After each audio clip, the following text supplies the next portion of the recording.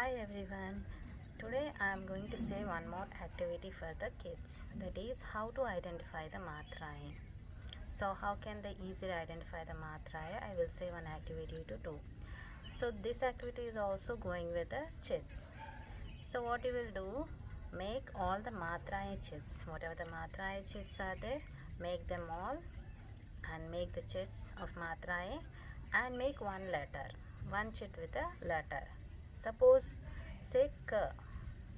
So make a letter K in the chit and keep it aside.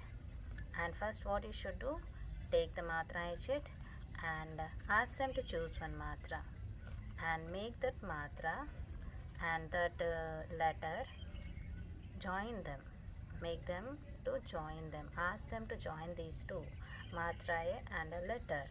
If it is K and if it is a standing line, if the two will join, what will become? You should ask them so that they will we can know that they are identifying matra or not, or they can say easily or not, we can see them.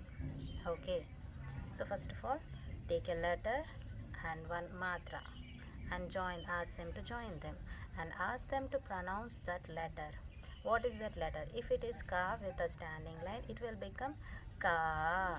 If it is ka with the f letter, that is ki. If it is a ka with a reverse f letter, it is ki. So they can pronouncing or not, they are pronouncing or not, we should see. We will make them learn matrayein and letters differently, means not together. We will make them learn alphabets, all the alphabets, and matrayein, all the matrayein. Now what we should do, we should make them to join these two, and how you will pronounce, we should tell them.